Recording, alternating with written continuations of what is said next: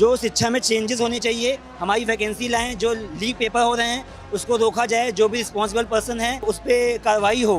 तो अगर धर्मेंद्र प्रधान रिजिग्नेशन नहीं दे रहे हैं, जवाब नहीं दे रहे हैं, तो मोदी को उनको बोलना चाहिए कि भाई तुम क्यों जवाब नहीं दे रहे हो। बट किसी भी डिपार्टमेंट में असिस्टेंट इंजीनियर की वैकेंसी नहीं आ रही है। मैंने आपको वोट दिया है, मैं आपसे जवाब मांग सकती हूँ। तो आप भी आइए प्रधानमंत्री जी, आप भी ज्वाइन कीजिए, जवाब दीजिए। हमें इंतजार आपका ही है कि देखो तुमने क्या चुना था और कैसा तमाचा तुम्हें मिला, कि आपका बैकग्राउंड ढूंढा जाएगा, आपको देशद्रोही घोषित कर दिया जाएगा। आपको डर नहीं लगता? किस बात का डर?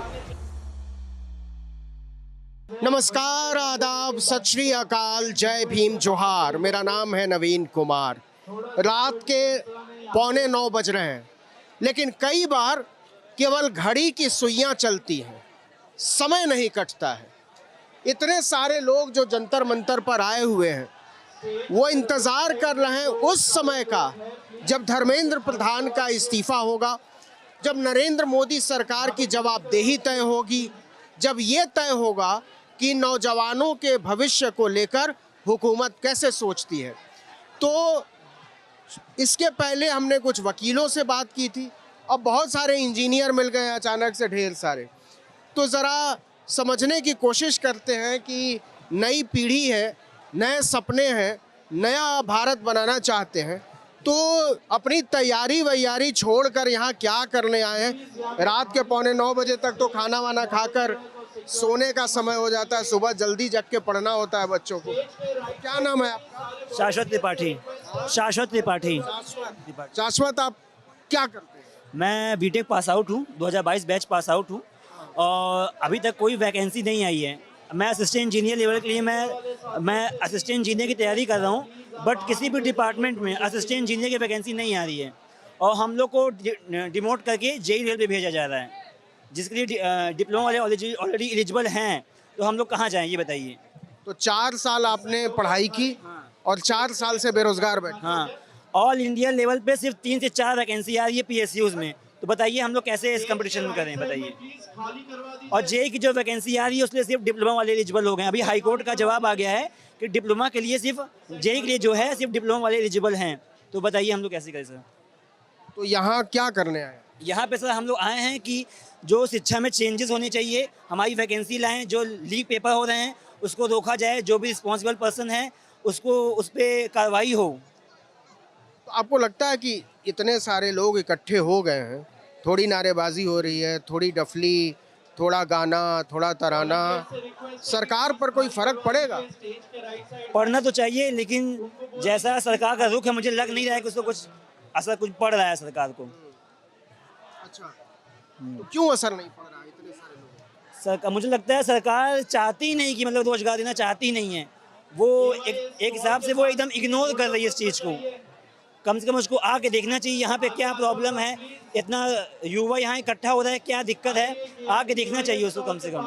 आपका क्या नाम है? ऐसे जैसे आपने सवाल पूछा कि सरकार पे असर पड़ेगा कि नहीं, अगर सरकार पे असर नहीं पड़ेगा ना तो जनता पे असर पड़ेगा कि देखो तुमने क्या चुना था और कैसा तमाचा तुम्हें मिला है। तो अगली बार से वोट भी हम सोच समझ के देंगे। नहीं, लेकिन एक जो नारा इन दिनों चलता है बहुत, क्योंकि सवाल केवल एग्ज़ाम पर नहीं है, सवाल चुनाव आयोग पर भी है, सवाल SIR पर है, सवाल नाम कटने पर भी है। वोटर लिस्ट से 8-8, 9-9 लाख लोगों के नाम कट जा रहे हैं, अपील में जा रहे हैं, उसका कुछ हो नहीं रहा है। तो एक जो नारा चलता है आएगा तो मोदी ही, उसका कोई हल निकलेगा क्या? देखिए, डेमोक्रेसी इसी को तो बोलते हैं, जिसको जो मन करे वो उसको चूज़ करे। अभी भी अगर किसी को मोदी जी अच्छे लग रहे हैं तो जाहिर सी बात है वो उनको वोट दे, लेकिन जो उनको वोट देने की वजह से इफेक्ट हम लोगों को मिल रहा है, हम तो नहीं दे रहे हैं उनको वोट।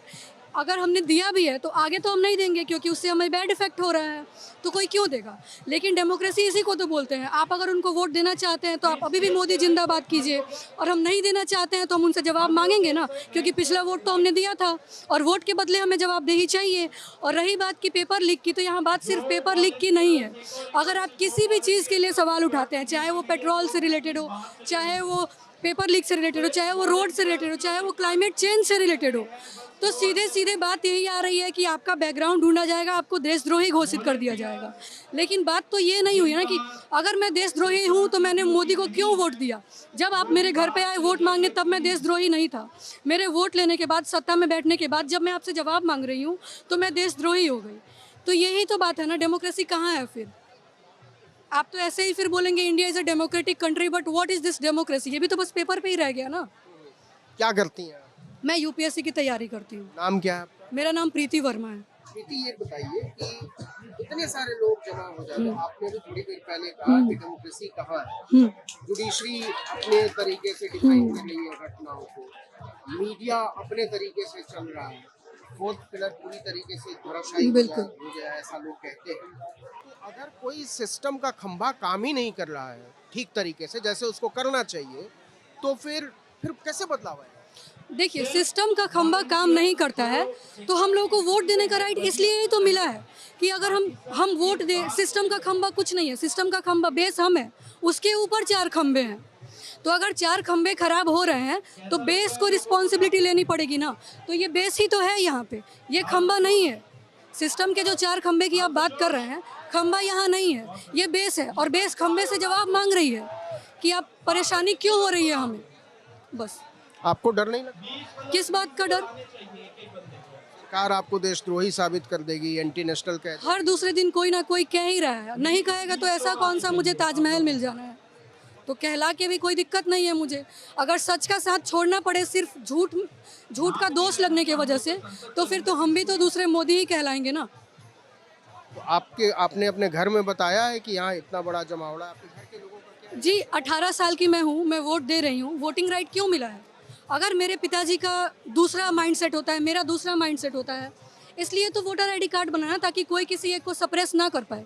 एक एज के बाद सबकी अपनी ओपिनियन होती है। मेरे पिताजी अगर मोदी जी को वोट करते हैं इन केस, तो वो उनकी पर्सनल चॉइस है। मैं नहीं करती हूँ तो ये मेरी पर्सनल चॉइस है। तो इसलिए तो वोटिंग राइट मिला है ना हर किसी को। डेमोक्रेसी इसी को तो बोलते हैं कि 2 अलग अलग लोग अलग अलग तबके को सपोर्ट कर सकते हैं और दोनों अपने आप में आज़ाद हैं, कोई किसी पे दबाव नहीं डाल रहा है। धर्मेंद्र प्रधान के इस्तीफे से आपको लगता है कि कोई ऐसी चीज बदल जाएगी जिसके बाद इस तरीके के आंदोलन की जरूरत नहीं पड़ेगी? मैं आपको एक बात बताती हूँ। आप इस्तीफे की बात कर रहे हैं, चलिए 17 दिन 18 दिन हो गए, इस्तीफा को आप साइड रखिए। आपने अभी तक उनका बयान तक नहीं देखा, ना मोदी जी का, ना धर्मेंद्र प्रधान का, ना किसी का।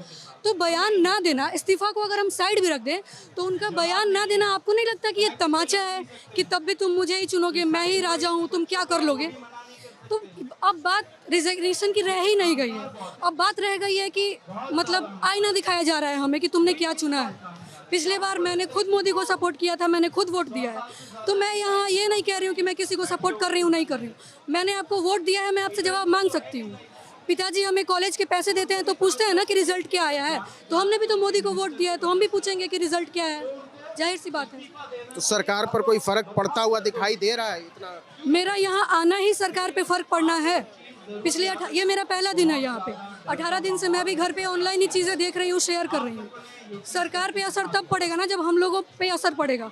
अगर हम भी घर पे बैठ के पॉपकॉर्न खाएंगे और बोलेंगे कि ये सब कुछ नहीं है, तो फिर सरकार पे क्या असर पड़ेगा? सरकार तो यही चाहती है कि ये सब कुछ नहीं है, हम मान लें। लेकिन यहाँ आ रही हूँ, मेरे पे असर पड़ रहा है, तो सरकार पे भी असर पड़ेगा।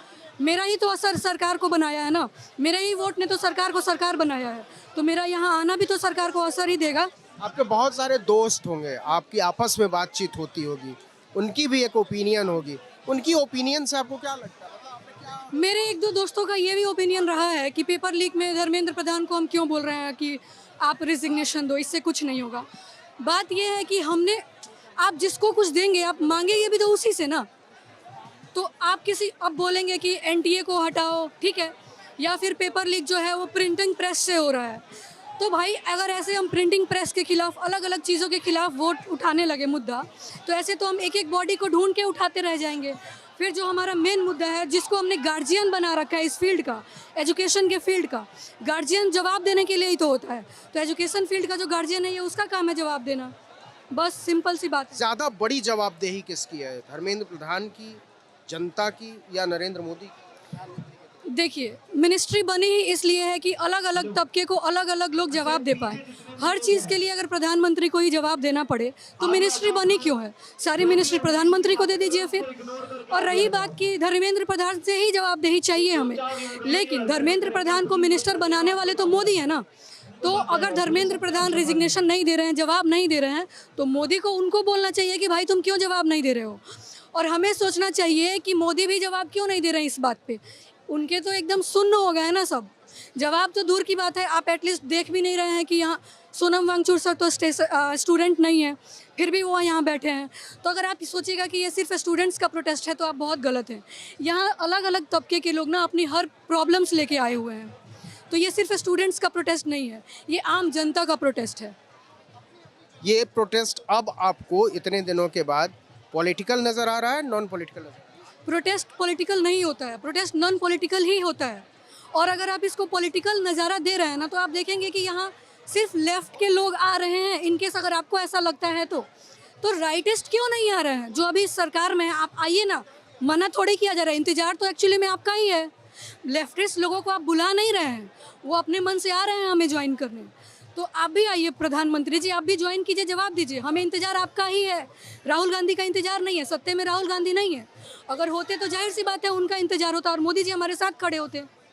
तो अगर मोदी जी को हम चाह रहे हैं कि वो आए, वो जवाब दे, नहीं दे रहे हैं, तभी तो लेफ्ट के लोग आ रहे हैं। लेकिन सोनम वांगचुक का एक बयान बड़ा चारों तरफ फैला कि अगर राहुल गांधी नहीं आते हैं, अखिलेश यादव नहीं आते हैं, तो ये उनके छोटे दिल का परिचायक होगा। तो वो तो चाहते हैं कि राहुल गांधी की कोई ना कोई जवाबदेही तय हो। देखिए, लीडर ऑफ अपोजिशन होता ही इसलिए है। मेरा और आपका सवाल पूछना ना इस माइक और इस कैमरे तक ही रह जाएगा। शायद सोशल मीडिया पे हम लोग मिलियन मिलियन व्यूज़ ले लेंगे, फ़ायदा कुछ नहीं है जब तक चीज़ें ऑफिशियली नहीं होती हैं। और ऑफिशियली लीडर ऑफ अपोजिशन का ही काम है कि अगर देश में कोई प्रॉब्लम हो रही है तो वो सरकार से जवाब मांगे। हम और आप तो नहीं जाएंगे पार्लियामेंट में जवाब मांगने। तो लीडर ऑफ अपोजिशन होता ही इसलिए है ना कि हमारे मुद्दे को और ख़राब पॉलिसी कोई हो रही है तो वो उसके खिलाफ सरकार से जवाब मांगे। बस इसलिए शायद वो उनको बुलाना चाह रहे हैं और ये अच्छी बात है कि वो हमें ज्वाइन करें। लेकिन वही बात है, इंतज़ार तो मोदी जी और इन लोगों का है, बीजेपी का है। अगर कोई और आ रहा है तो ये उनका बड़प्पन है, लेकिन हमें तो इंतज़ार बीजेपी का ही है। आपका सब्जेक्ट क्या है? पॉलिटिकल साइंस है मेरा सब्जेक्ट। चूँकि आप पॉलिटिकल साइंस की विद्यार्थी हैं और आप थॉट प्रोसेस में बड़ी क्लियर दिखाई दे रही हैं, तो इसलिए एक सवाल शायद मैं नहीं पूछता, लेकिन अब मैं पूछ लेना चाहता हूँ। शुरू में ये कहा गया अभिजीत दीपके की तरफ से कि पॉलिटिकल लोगों का स्वागत नहीं है, वो दूर रहें यहाँ से, और इनफैक्ट उन्होंने हमको फेल किया है, इसलिए सीजेपी का जन्म हुआ है। अब वो कहते हैं कि पॉलिटिकल लोगों को आना चाहिए, एक लिस्ट जारी की जाती है नेताओं की और लोग आते भी हैं इस तरीके से। आपको लगता है कि चूँकि शुरू से किसी भी सिविल सोसाइटी ग्रुप से कंसल्ट नहीं किया गया, अभी भी सीजेपी का जो पूरा स्ट्रक्चर है वो किसी भी तरीके से डेमोक्रेटिक नहीं है, वो यार दोस्तों के दम पर कुछ बन गया है और लोग उसके चारों तरफ इकट्ठे हो गए। ये क्लैरिटी अगर शुरू से होती, सिविल सोसाइटी को इन्वॉल्व किया जाता, स्टूडेंट्स ग्रुप को भी इन्वॉल्व किया जाता, तो शायद ये आंदोलन और पहले किसी कंक्लूजन तक पहुंच सकता था। देखिए, जैसे आपने अभी एक बात बोली ना कि पॉलिटिकल लोग कौन होते हैं? हम जो खाना खा रहे हैं ना, वो भी पॉलिटिक्स ही है। आप ये जो माइक पकड़े हुए हैं, जो आपका सोशल मीडिया काम कर रहा है ना, ये भी पॉलिटिक्स ही है। सबसे बड़ी प्रॉब्लम क्या है ना कि लोग आजकल बोलते हैं कि मैं पॉलिटिक्स से दूर हूँ। पॉलिटिक्स से आप दूर हो सकते हैं अपनी आंखें बंद करके, शुतुरमुर्ग की तरह जो होता है ना, छुप के, लेकिन पॉलिटिक्स आपसे दूर नहीं रह सकता है। आपका भोजन, आपका कपड़ा, आप जो बोल रहे हैं, आपका बयान, इवन आपके मोबाइल में स्क्रॉल करते हुए जो आ रहा है ना, वो भी पॉलिटिक्स ही है। अगर आप इस बात को नहीं मानते हैं तो आप एक शुतुरमुर्ग हैं। और मतलब nothing is personal. Definitely nothing is personal, everything is political. अगर ये चीज़ पॉलिटिकल नहीं होती, मतलब ये अपने आप में एक बेवकूफ़ी है कहना कि मैं पॉलिटिक्स से दूर हूँ। आप पॉलिटिक्स से दूर नहीं है। आपके फूड में जो एडल्ट्रेशन हो रहा है ना, वो भी पॉलिटिक्स ही है। अगर आपको लगता है कि आप पॉलिटिक्स से दूर हैं तो आप बस बेवकूफ़ी कर रहे हैं और अकाउंटेबिलिटी नहीं लेना चाहते हैं। बस। नई पीढ़ी है और कितनी क्लियर है अपने थॉट प्रोसेस में, और जो लोग ज़्यादा उम्र पार कर चुके हैं उनको इन नए बच्चों से सीखना चाहिए और समझना चाहिए कि आंदोलन कितना ज़रूरी है अधिकारों को बचाने के लिए, न्याय को बचाने के लिए, बंधुत्व और बराबरी को बचाने के लिए। ज़्यादा से ज़्यादा लोगों का शामिल होना इस तरह के तमाम आंदोलनों में बहुत ज़रूरी है ताकि अंततोगत्वा लोकतंत्र को बचाया जा सके। नमस्कार।